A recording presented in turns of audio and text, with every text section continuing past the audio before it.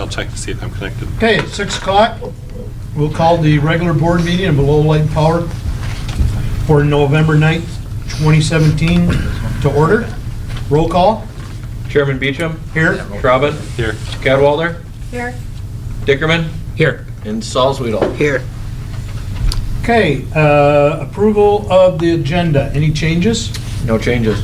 I'll make a motion to approve the agenda as presented. I think it'll work. I'll second. It's been moved and seconded. Any further discussion? Hearing none. All those in favor signify by saying aye. Aye. Opposed? Motion carried.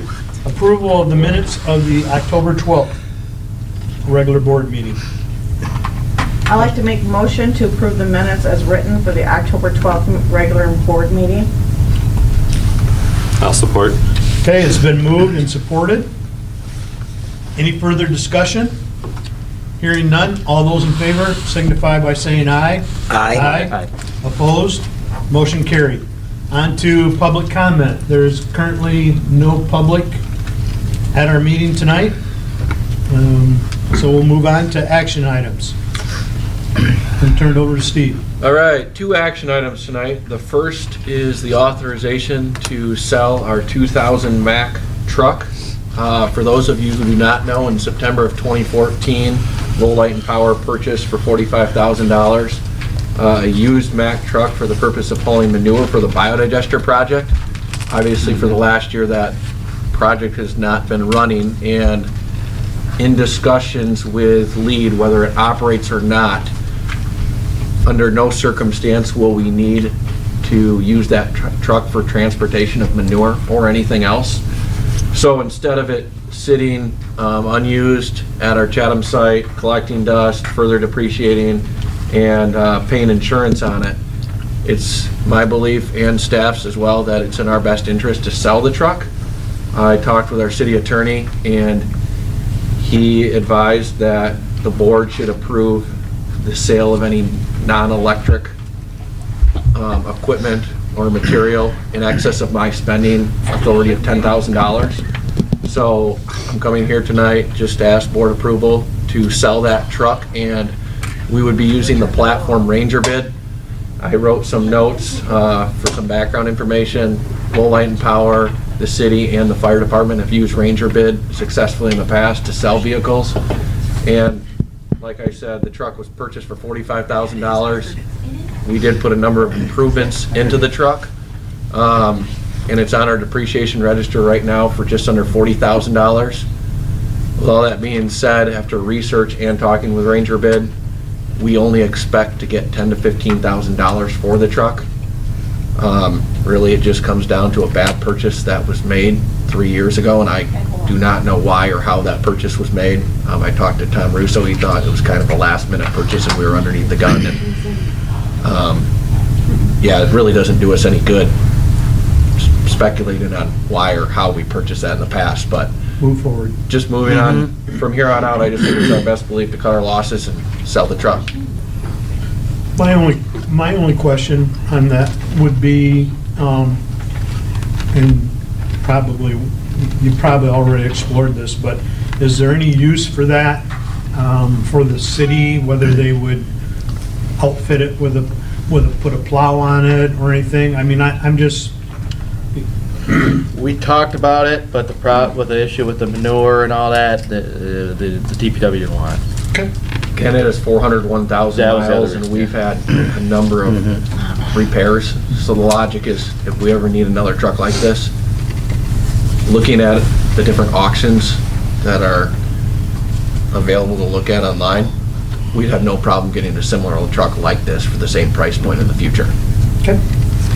I have a question. Would the sale that go then back into the truck fund or vehicle fund, or where does that funding go back into? Once you're done? It would really just go into non-operating income. We can designate that money for anywhere else, but That's fine. it would just go towards our net income to try to reach our annual goal so we could have enough capital for our capital projects. Was there a requirement from LEED at the time that we supply a truck? We actually have a transportation agreement with Lead to haul the manure. I think it was close to 260 times per calendar year.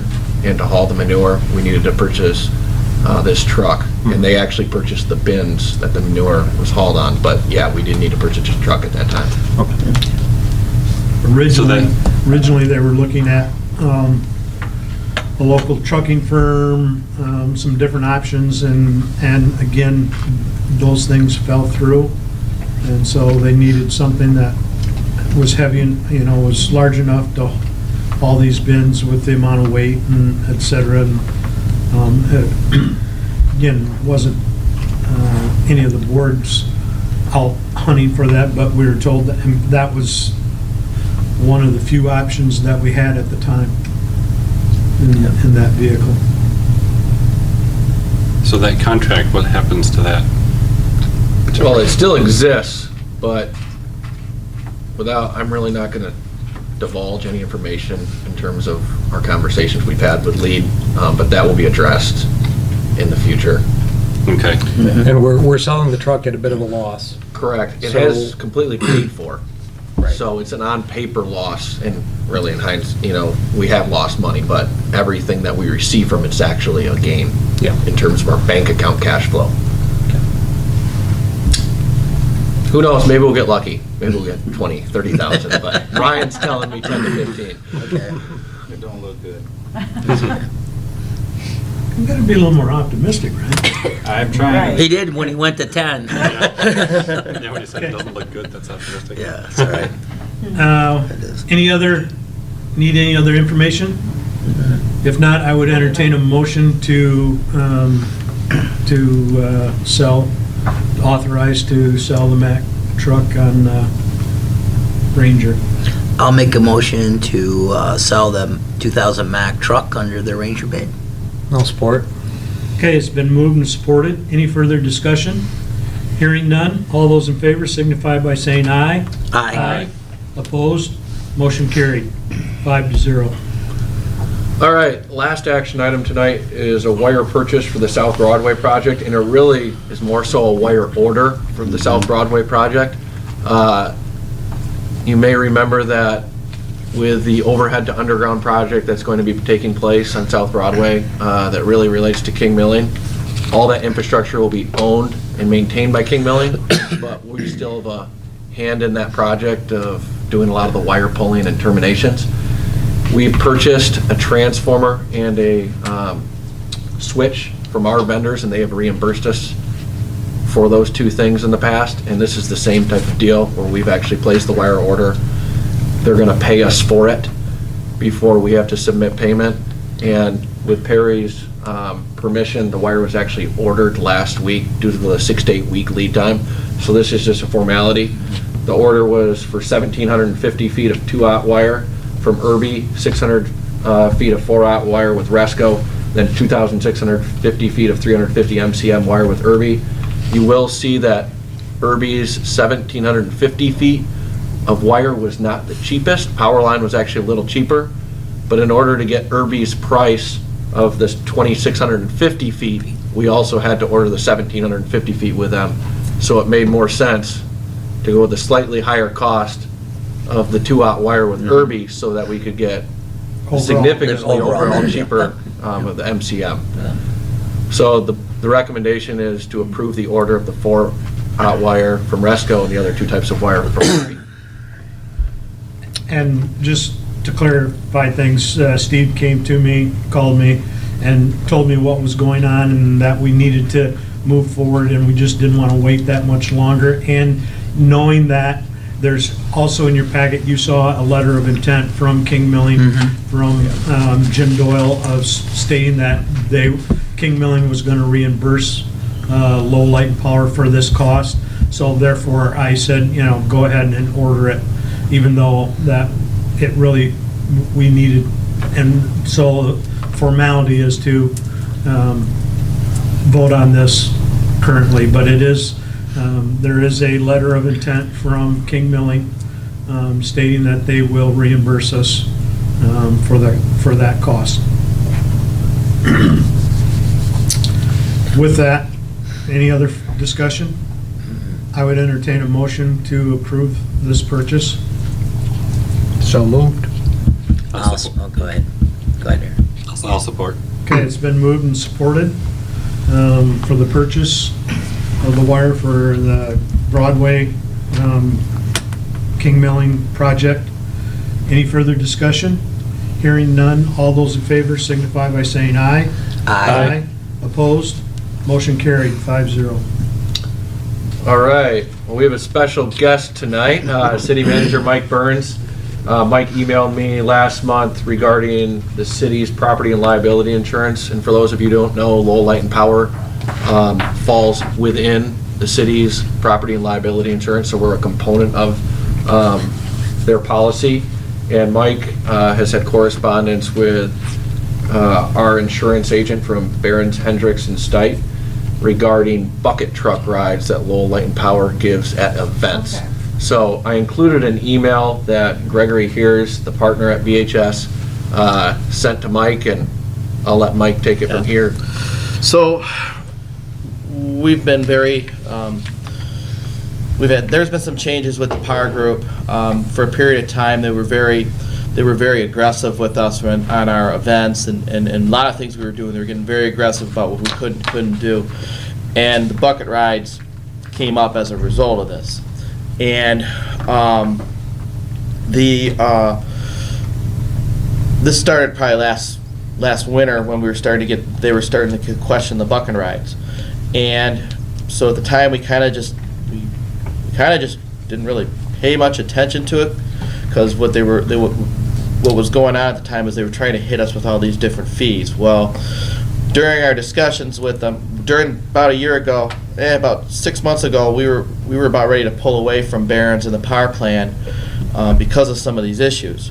Not just this issue, but there were a number of issues that we had with the insurance. So in our discussions with them, we'd expressed some of our concerns. Well, concerns for the most part have been met on the city's end. The city approved their insurance with Barron's for another year, and certain things internally have changed. However, the issue of bucket rides is still an issue. And basically, the best way to explain it is, there is no I've reviewed our policy. There's no exclusion saying you cannot do it. The problem is, there's twofold. The first thing is, if you try and get specialized insurance for this, you're looking at $7,000-8,000 for one day to do this. And so that really doesn't make financial sense to have to buy a policy for one day when you have you may have 15 people ride on the bucket rides. I've explained to them the security procedures that we do are the same that we would have for our linemen who do what they do. The concern from the insurance company basically is, this is not. We're insuring your equipment to provide a service to your residents. Their position is it's not an amusement ride. And the concern basically is that you're not excluded, so you could technically do it. However, the problem resolves in the fact that, okay, if something were to ever happen and there was a claim, we would lose our governmental immunity, which means we would have no protection. The insurance company would have to pay the claim. Being a governmental entity, we already have governmental immunity. Can you define that for everybody? Sure. What governmental immunity basically is as a government agency, we're protected from normal insurance claims. So, for example, sewer backup. If it was just an act of God that the sewer backup happened, we're protected. It wouldn't be until, unless there was something where there was no negligence, where the city was told, hey, we have these problems, it's causing these sewer backups, we just ignored the problem and didn't fix it, well, then you would lose your government immunity. Normal incidences in the police department, you're protected under governmental immunity because, for example, if a police officer shot somebody in the line of duty, it was justified, you have governmental immunity. Governmental immunity would be in those places where you had blatant civil rights violations, blatant assault. So anything that's blatant, we would lose our governmental immunity, which means we wouldn't have that argument in a court case, any type of litigation. The insurance company would most likely have to pay the claim in full. A lot of times they settle these before these even go to court litigation, but in a situation like this, the governmental immunity would be an issue. So the concern is, if, say for example, something were to ever happen to somebody who was on one of these bucket rides, there would be an issue with that they wouldn't pay. That they would have to pay the claim. They'd pay the claim. They wouldn't come. The reason why it wouldn't be excluded is because if it was excluded and we did it, well, the insurance company wouldn't pay the claim. If something were ever to happen, the city would be held responsible. That's not the case here. But what would happen is, if something were to occur, we'd pay the claim. The insurance company would pay the claim, but they jack the rate up on us exponentially, and it would actually lower our insurance risk, so our policy premiums would go up, and all of that. Barron's would prefer that we not do it. In my conversations with Barron's has been is, I understand that. I explained to them, I said, we've had this issue, we've done this for a number of years, and we've never had an issue. And they said, well, we get that, but they look at it from the insurance perspective, obviously, and their argument would be, well, okay, if you had an event on your property and you used your bucket truck, and something happened, in the insurance world, there's actually less risk in doing that than like if you took it to the school, you did it at the school and did it, there's actually more of an insurance exposure. But they still go back to the governmental immunity issue that if something were to happen, you're kind of left hanging. So where my conversation basically left off with him is I said, well, look, could I technically make this decision now? Yeah, I'm not going to do that. I'm going to come talk to the Light and Power Board and just see if they have questions, if they have any questions, just kind of explain to you what the problem is. I mean, if you want to continue to do it, you can. I don't know if they're going to try and raise premiums knowing this. I don't know. I can't promise that, but I felt after, Steve and I have spent quite a bit of time on this actually, and I felt obligated that we had to at least tell you what the issue was. So, I mean, I'm not going to make a recommendation or anything of that. It's not my job to, but I just wanted to explain to you what the issue is. So what's the rationale for losing the governmental immunity? Because that's not an intended purpose of that vehicle. Right. So are they going to say that we can't drive them in parades then? I think that's a little extreme. What they're saying, Where's it start? I understand what you're saying, but I mean, that's not really, there's no risk in driving in a parade. There's minimal risk in driving in a parade. What they're saying is Say there's more risk. There's people right there on the road. I understand what you're saying, but they're going to say that is not, driving down a public roadway is something that truck does. Yeah. They're going to say that. Driving down a public roadway is something that truck does. Putting a citizen not trained in the standards that we require our linemen to do is a risk, is what they're going to say. Is this common for other insurance companies making these arguments now? Yes. I found this. I learned this out that we're not the only, that the other, this would be the same issue if we were with Michigan Municipal League, any other municipal insurance entity line. If they found it, because I asked that question, because I said, look, if you don't want to do this, I'll just go to the league. And that's what I basically said to him, and found out, well, the league wouldn't be too kind on it either. I mean, No it would be one the will same insure issue. us. No one will insure. Sharon actually checked for us, and what did your insurance agent say? Ours was a couple thousand. Mhm. Per one day, event. per incident? Yeah, this is considered, Event.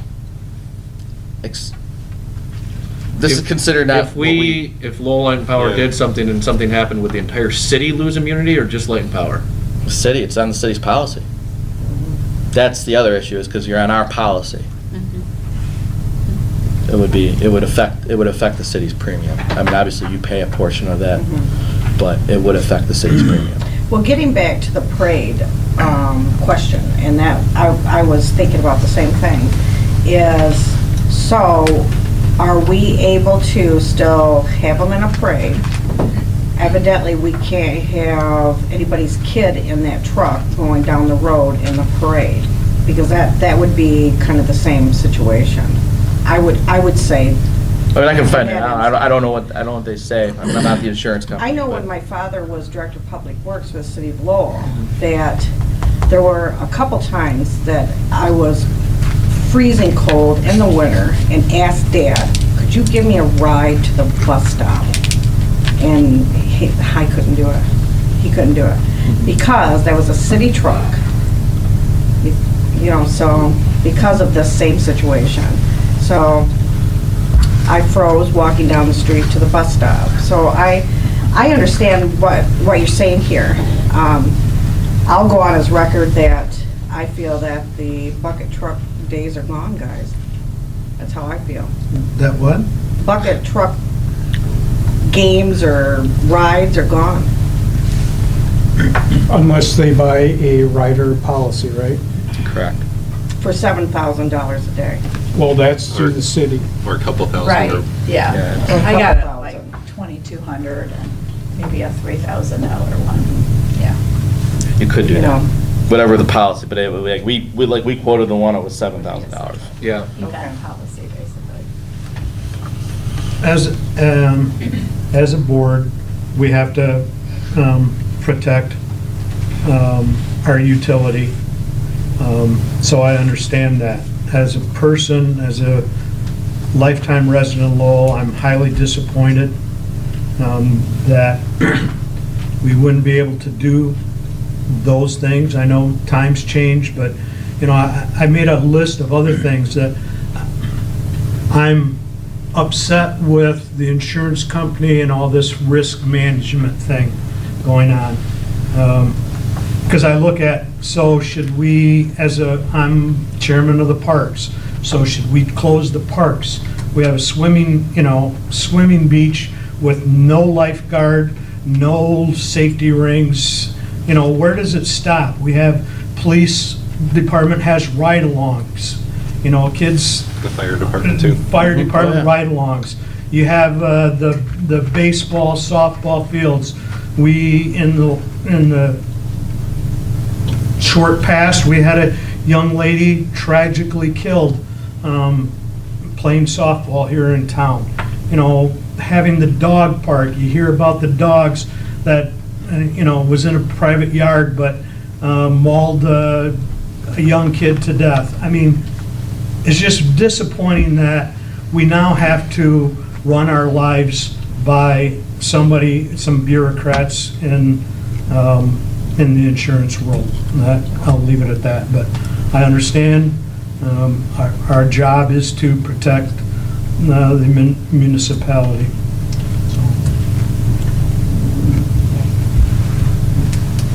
Let's be positive and find something else we can do. It's Yeah, just there's as a- fun. We can figure out something. I Pumpkin think we bowling. can. Yeah.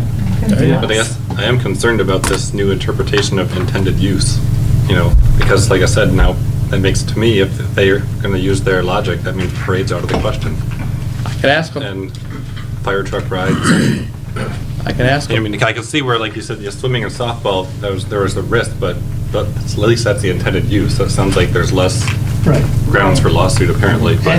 And I will agree with you 100%, But I would- Andrew, that a parade, I know, Mike, you said intended for a vehicle to drive down the road, certainly intended to drive down the road, but in a parade situation, you have hundreds of kids lined up on the curbs, walking out in front of vehicles. I mean, the chances of somebody being, I believe, is far outweighs somebody being hurt in a parade on Main Street than having somebody that's riding, that is taking a ride, and experiencing the bucket truck. I don't want to call it a ride. Experiencing the bucket truck by having safety harness, being inside the bucket with a trained lineman that they are in a harness.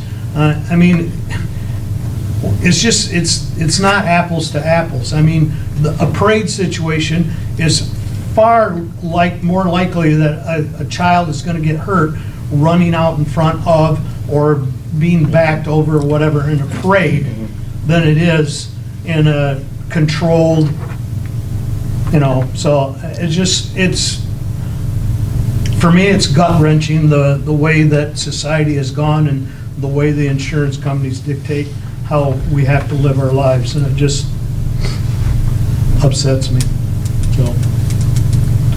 I would agree with that generally, and I think what really upsets me is just a narrow interpretation of intended use. And that's where I'm kind of concerned now, so I'd kind of be curious to them, can you clarify and expand on intended use? What does that apply to? Everything?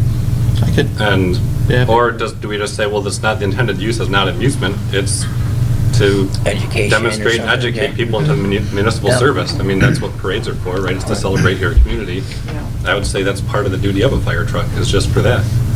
And by extension, being a municipal utility, I'd say that our equipment is also there for safe public engagement.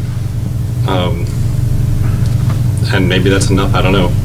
I mean, I think if we can't do bucket rides, then I don't think that's a huge harm to us, but what I'm concerned with is everything else that this could imply. There seems like there's more impact other places than light and power, but, you know, there's still lots of things we could do with the community that now we have to kind of ask ourselves every time.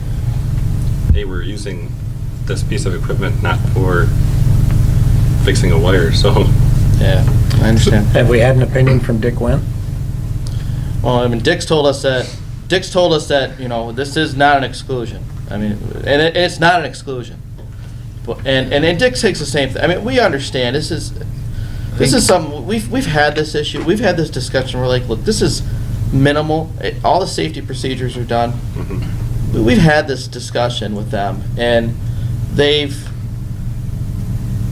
even our insurance, it's not even our insurance carrier, it's not even the people that manage our program, it's the underwriters that are really what are pushing this. I mean, even because I've talked to Greg Harris, he understands the situation, and he thinks it's ridiculous too, but hands are tied, and that's the issue. I mean, it's not even you know, him, because him and I talked about it, and he was like, well, you know, I mean, did it, we pay the claim, but Yeah. these are the things that happen if you don't. So It's big business. It's big business, It figuring is. out how they can, you know, still charge you an arm and a leg for the service and not have to have any liability Yeah. themselves. I mean, it's just insurance companies, highway robbery. But it might get the scope of what they're willing to say, no, you can't do, and we really don't care about this. And at least then you've got this scope of what you can fall into and not be in the harm's way, and, you know, pay the extra $2,000 to $7,000 for if you so desire. I think until he does that, And we've been getting a lot better with that, because what they were doing for a period of time is they were hitting us with all these fees for these Right. events, which is why we had to take a different approach in how we dealt with special events.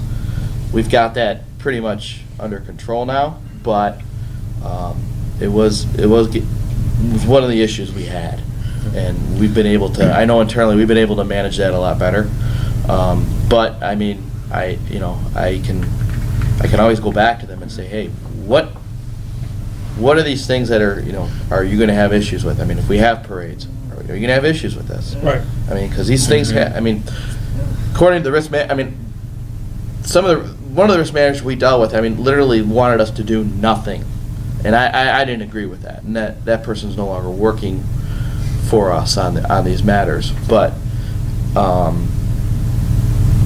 it's something that, I mean, try and use some common sense here. I agree. It's been aggravating for us as well, so. Okay. Okay. But I almost Thank think that's you. something you could table, Perry, and Right, I mean, I Yeah, don't think you we don't- might I don't do think it there's like a- Yeah, that. we're not gonna do any bucket rides to, potentially to when? Right. March. Until the expo. Potentially. Yeah. so my picture's worth $1 million. Could you, so did you say that you were researching other insurance companies? Well, It's not that I was asking you to, I don't want you to say to this insurance company, well, these people won't let us have bucket rides, what are you guys gonna do? The underwriters write the policy, Right. period. They're the last word, and that's what I have dealt with today in Detroit.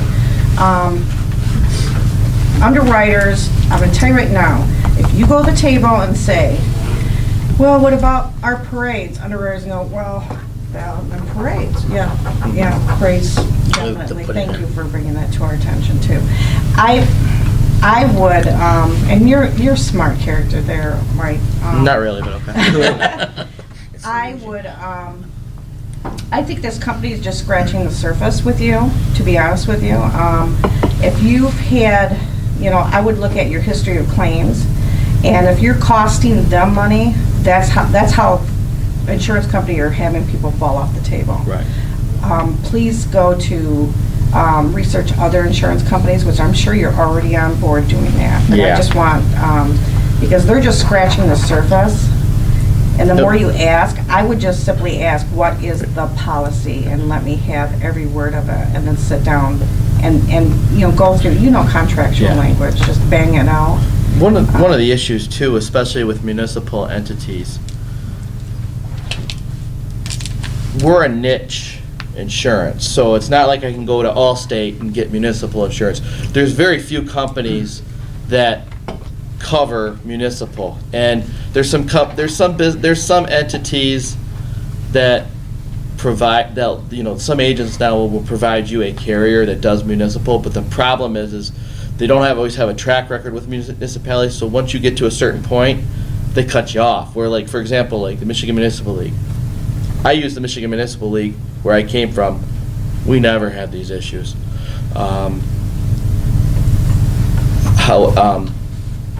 And we had another entity that we actually got rid of in my former community and went to them. But and I have horror stories with them. But like I said, the problem is there's only a couple of entities that really are tried and true that provide municipal insurance, and the plan that we have right now is one of those, and that's one of the problems we have, is because we're such a niche insurance basically for them. It's not a profit center for many insurance companies, so they don't provide municipal insurance. So that's one of the issues we have. So. Well, thank you. But I can get more information on it. Okay, moving on. Awesome. Thanks for coming, Mike. Oh, you're welcome. Thank you. That's good Thank you, information. Mike. Yep. Have a good night. You too. See you Monday. Yep. Oh, you don't want to stay the whole thing? I got a funeral for my cat. I'm So. gonna drag this Like, out till... hasn't died yet. Marty Like- said to drag it out till 10 o'clock. Marty's leaving at 8, so you can do what you want. I got the word from my wife. Marty said Yeah. he's got to go to work tonight. Have a good night. Yeah. See you, Mike. All right, moving on to performance data for the month of October. Total electric sales for the month were just under $724,000 compared to $688,000 for last year, up 5%. That's reflected in both residential and commercial sales.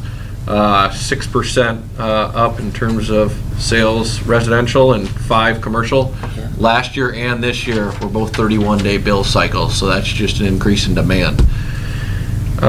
Residential customers up slightly compared to the previous month, and significantly compared to the previous year, and down slightly compared to the previous month, but up compared to the previous year. And you'll see that we had 35,000 kilowatt hours generated with the combustion turbine. That was mainly due to the stack test that happened in the very last week of the month. Moving on to the middle of the screen, you'll see that August of 2017 was down compared to August of 2016, 1.2 million kilowatt hours. In September, the peak demand was very similar to last year, and internal generation in September, that number does not appear to be correct. That should be the 34,934. So there must be an Okay. error in the formula. So sorry about that. But we didn't have any last year.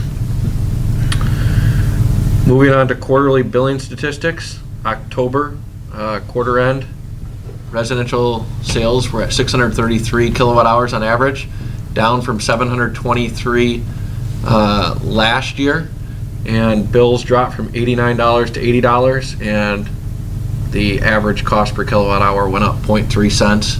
I say it every time, the rates did not change, but you were spreading cost over fewer number of kilowatt hours, so your fixed costs were higher per kilowatt hour, so that reflects in the increased cost per kilowatt hour. And commercial sales were up by 500 compared to last year, and bill was up slightly as well, and slightly down in cost per kilowatt hour. And then I did want to go over some interesting data. I reached out to the MPPA because I did notice, and I'll talk about this more in the income statement. I said, hey, 2017, our sales are not what we had hoped or expected they would be, even though we had shown growth for the past number of years. I know it's been a little bit cooler of a summer. What types of data do you, as the MPPA, or does the electric industry as a whole keep on heating and cooling data?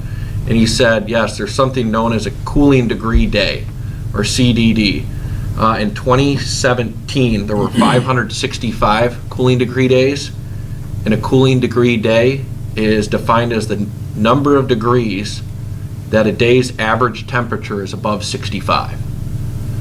So if a day's average temperature in July for all 24 hours, the average temperature that day was 80, 80 minus 65 would be 15. So that day added 15 total units to the cooling degree days.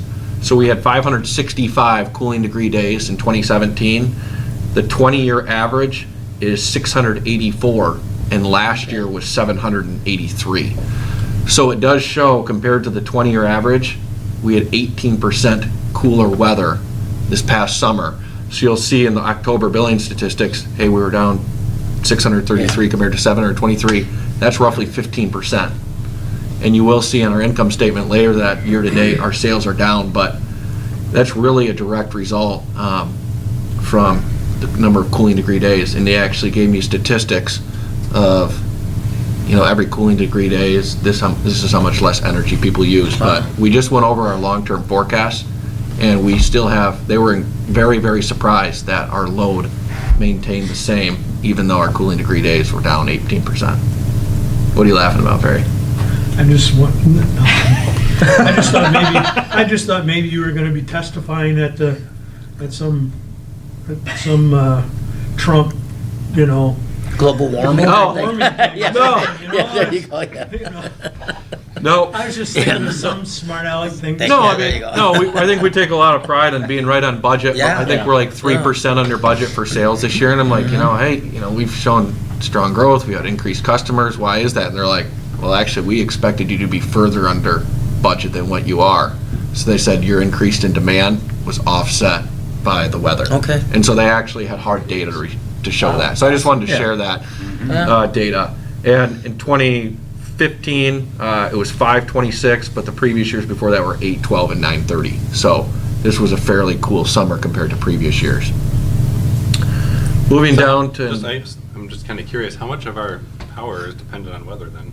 Like, how much of our power is used for cooling in the summer and heating in the winter versus for industry or other things that wouldn't depend on weather? Yeah. We Look at would the see, residential. they had expect we would have saw 10 to 15% more sales for us if we had the average, 20-year average number of cooling degree days. It's not 100% linear, Right. Right.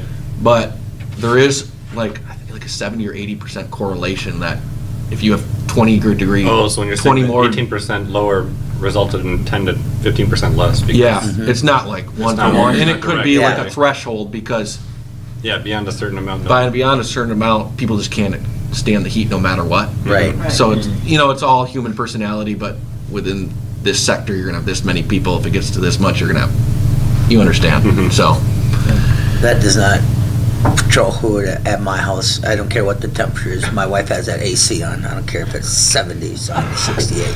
Sorry. Good for her. Good for her. Yeah, I know. Okay. there's all I different feel it in segments my of the bone. population who are gonna do certain things. Yep. He needs a different formula. Yeah, I do. I'd have to use a different formula for mine, yes. Threshold to be like 50 instead of 65. It'd be the other way We around. don't have air, we don't have central air, Yeah. You need to get it. Well, you're on the river. What do you need it for? and we don't turn the heat on until November, so.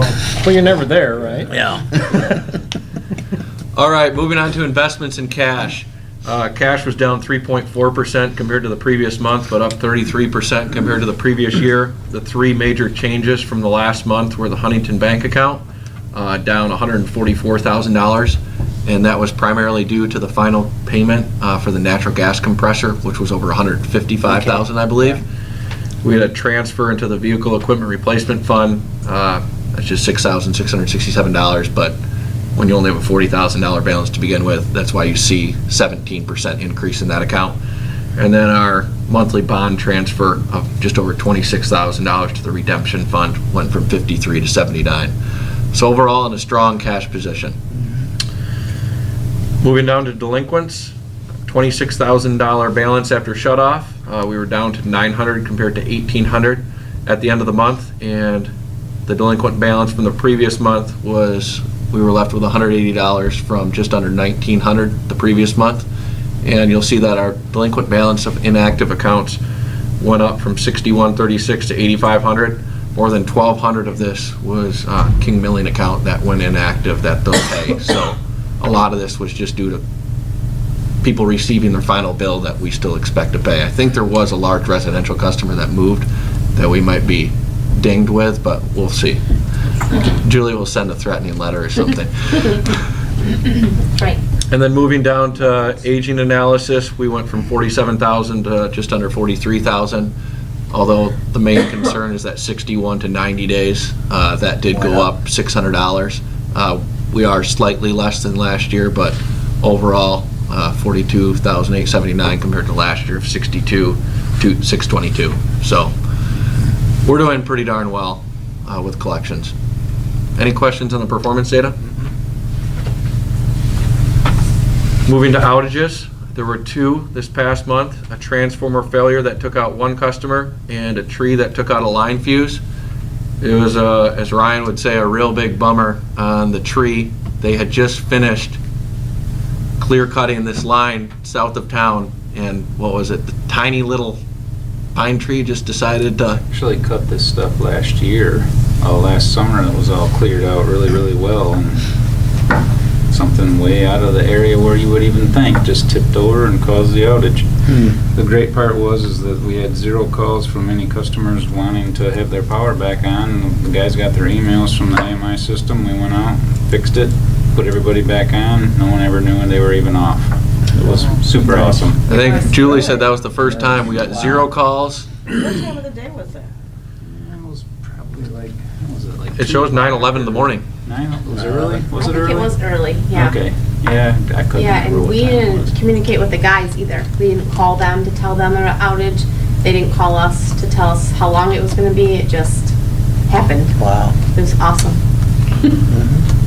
So the AMI can really be reflected in the 12-month outage statistics. You see we're at 99.9983, and we're down to a SAIDI and a SAFE of just 0.14 interruptions per customer, and the average minutes interrupted per customer for an entire year of just over 9 minutes, and last year was 71, 72 minutes. So we've cut outages by 87% in terms of length of time And that's, in the last year. that's because we can get immediate response, see it, and not wait for the phone calls. Immediate or response, a lot of the somebody tree come home. trimming. Yeah.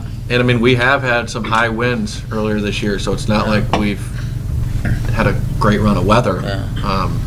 There's been a lot of outages in the state, so that really goes to Ryan and his staff for coming up with new ways to limit and prevent outages.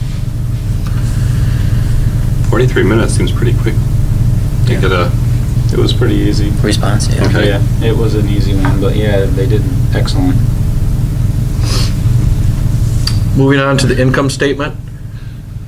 $724,000 in sales for the month, under budget by 5%. And you'll see, like I mentioned earlier, we're under budget for 4% for the year. With total operating revenue, we're just under 1% budgeted, and we're the beneficiaries of sending our guys to IRMA, where you have that overhead and some extra markup costs that you get to bill, and the Chatham Street lease that I did not budget for. So those couple items have helped offset the under budget and total sales revenue. So we are within 1% of total sales, or total operating revenue for the year, 4 months year to date. Moving down to expenses. Total generation expenses were under budget. Total purchase power expenses were over budget. You may wonder how we could be over budget on purchase power expenses when we were under budget in sales.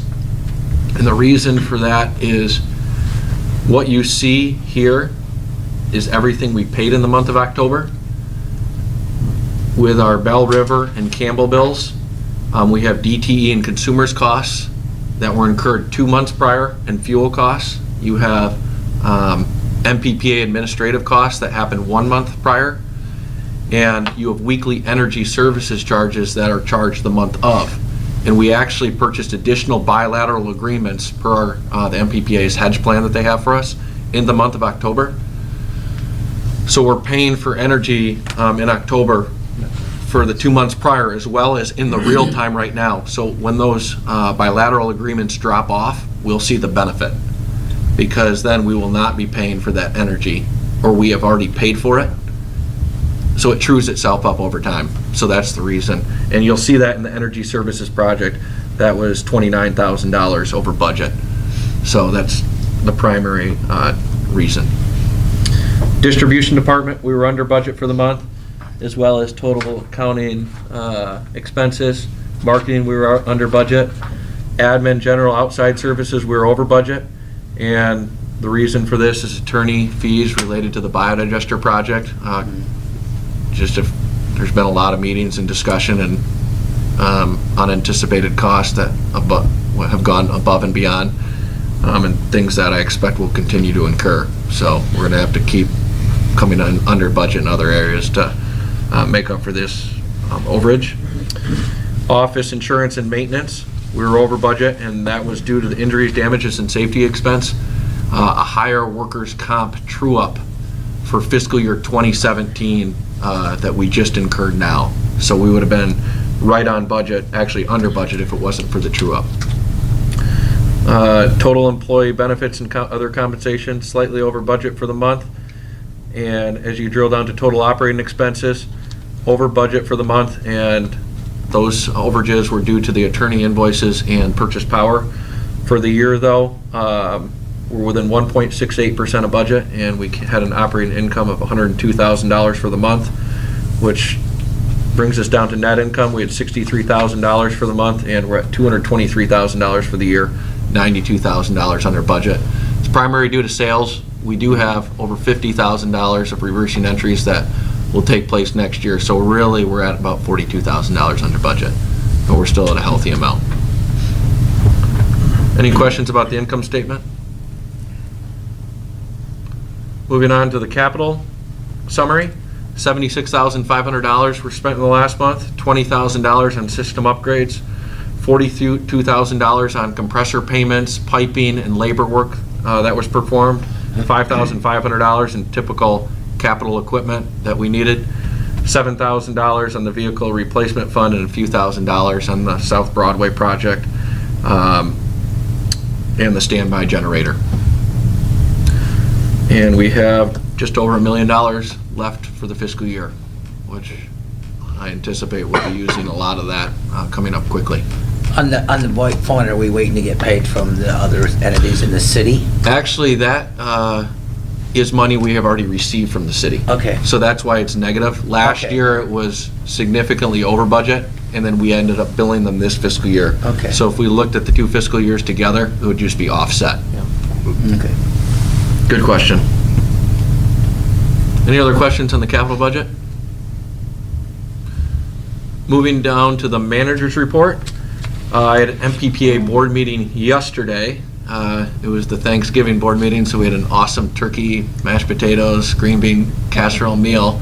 But before that, the budget was approved for the next fiscal year. Dues are expected to remain relatively flat throughout the agency. I believe we actually receive a slight decrease in dues due to the way they calculate dues going forward.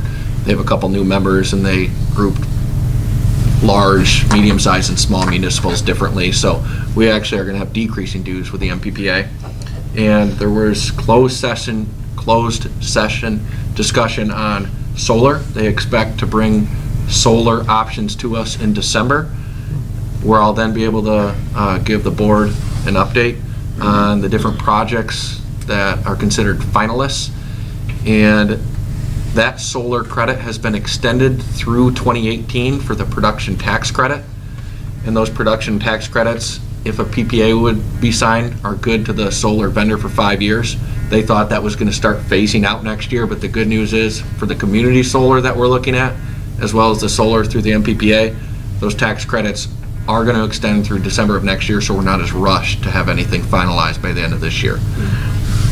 And then Public Act 341 compliance was discussed at the meeting, and that was in closed session. But it's really, how do we prove that we're going to meet our capacity needs for the next 4 years? Municipals are allowed to file an aggregate. It's Lowell Light and Power doesn't have to file independently of Holland, independently of Grand Haven. Municipals as a whole can show that they have enough capacity between all municipals and for the next 4 years, where DTE has to show it just for DTE. Great Lakes Electric has to show it for just for Great Lakes. So just strategy and how we're gonna work that out. It was a fairly complicated subject. On October 19th, I attended the annual Fall Bell River meeting in St. Clair with MPPA and DTE. The good news is their economic analysis has shown that to put in further investments to allow the plant to operate by cleaning and scrubbing the coal, meeting the new government emission standards, show a positive return on that investment, and they expect this will be one of the last coal plants in their fleet to retire, and they don't expect this plant to retire until 2029, 2030. So we're going to have 10, 12, 13 years of no debt service on the Bell River project, which is great for the ratepayers here. They always put an asterisk next to this at the MPPA. You don't know how administration will change, or the next president of DTE, if they'll have some sort of green initiative and just want to get rid of coal. But as it stands right now, good news on the Bell River front.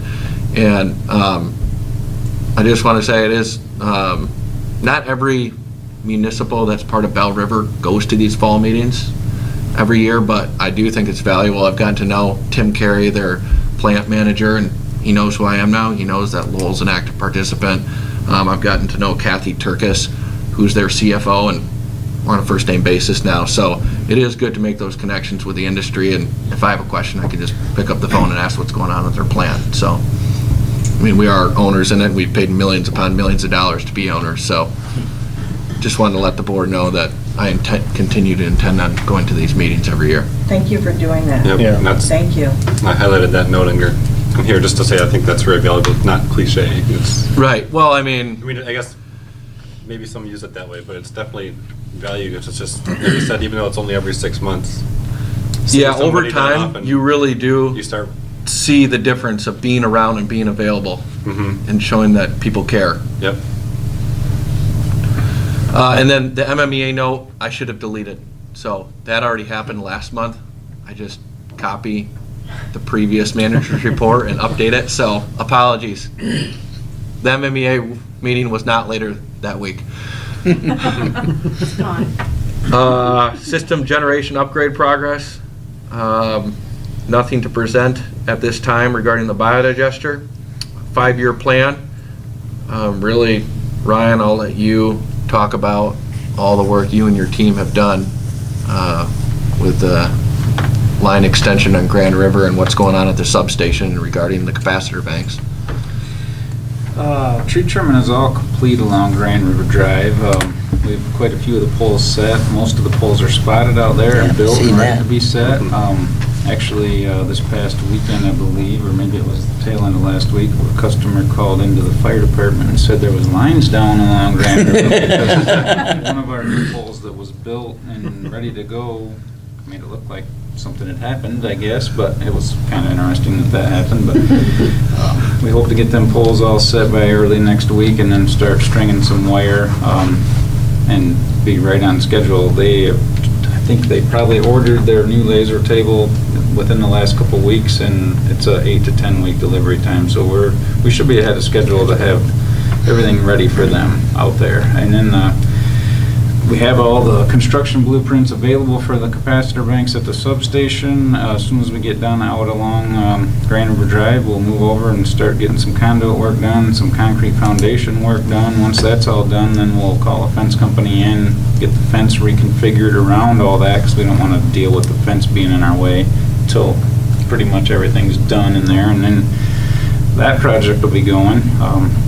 And probably in the meantime, sometime here coming up real soon, our wire will show up for the other underground project that we need to pull, so we'll keep on moving with that one. We have plenty to do. And the capacitor banks we're going to be putting on at the substation will be all controlled automatically, depending on the load at the substation. The ones we have in our system right now, we have to manually go open or close, depending on voltages, time of the year, or the weather. These will look at the voltages, the load, figure out what power factor penalties we're going to incur, open or close, or partly close automatically. No human error, just done. And that's all the system automation that Ryan and I are really pushing for, and recommended by our engineers, GRP. So, no human error, no somebody's gone on the weekend or vacation or sick. Those penalties are incurred in a matter of 14, 15 hours in a total year out of 8,760 hours. So you need to be Johnny on it when those 15 hours happen, and this will make sure we are. So you'd hate to put in all these capacitor banks and miss the 15 hours. How does that report back to you, Ryan, through an app or? Through the SCADA system. SCADA system? Yep. Okay. Yep. And the SCADA system's right in here. Well, we have access to it right in here, and we can tie in emails. Right, exactly, okay. Yep, to our phones. Yep. And then other system projects, Ryan, I'll let you take this too. The vaults were pretty awesome work by Ryan and his guys, and something that needed to be done, so. Yeah, the vaults behind, like Flat River Grill, Sneakers, all that area, that alley back there. Last summer actually was the first time we had some pretty significant issues. One of the semis that deliver, whether it was food or beer or whatever, to some of them businesses actually smashed one of the lids, and it was a pretty good problem. We put a temporary steel lid on that one just to get it by. Purchased some new vaults at that time. We just never made time last summer to get it done, and it got too cold to do concrete work and stuff. So we were able to get to it here just a couple weeks back and changed every one of them out. They're super awesome, heavy duty. We'll never have another problem with them. I guess the only problem we'll ever have is if we ever have to remove them, it'll be a significant job, because there's a lot of concrete and it's awesome, solid stuff now. Yeah, it went really well. The projects went really smooth. We catered to every delivery truck that came through. We moved out of the way. We helped them back in. We tried to make them impact any of those businesses very minimal, because we don't want to bother. I mean, that has to keep flowing at all times. So they were super thankful of all that, and the truck drivers that came in just couldn't believe that, hey, we don't want to get in your way, and we were telling them all the time, no, you get in our way, we're going to stay out of your way. You need to keep busy here. So it worked out really, really good. It was a good project done. And I mentioned the vehicles with Justin. Oh yeah, the rust. Perry, you mentioned a while ago some of the trucks, they did have some rust showing. We have every truck completely taken care of. Justin's bodywork experience has really paid off. He's done an excellent job. Every one of the pickups, including the little bit of rust that we had on the service truck, is now taken care of. We have one truck to do, truck 41, the large white bucket truck. There's some significant rust on that one that we have a plan of how we're going to get rid of it. We just have to make time to do it. Great. He did awesome. They look really, really good. Gets them through to where we can actually replace them in a few years when their time's up. And Justin's like a wizard. He has all this preventative maintenance knowledge that we're going to be spraying trucks when we get them for the first time, and I don't know all the technicalities of it, but a lot of preventative maintenance on the truck so that they don't rust in the future, and what we're doing right now isn't just a waste of time. That day that I went down to look at the compressor and the new generator, Justin was laying underneath that one time. I told you this the other night. And I was watching him, he was getting ready to cut it, and I remembered what the back of that truck looked like. And 3-4 days ago, I came up to the light, and that truck's sitting in front of me now, and the back of the truck looked like it was a brand-new truck. I mean, the kid just does an excellent job, so Yes, very nice. see if you can get him to fix that one yellow pole, though. Yeah, that one's gonna get removed. Yes. Yeah. So yeah, awesome. I know the guys are super happy with them, and just as we roll around town, we just want to be proud of Light and Power, and, you know, they can be proud of our utility, so.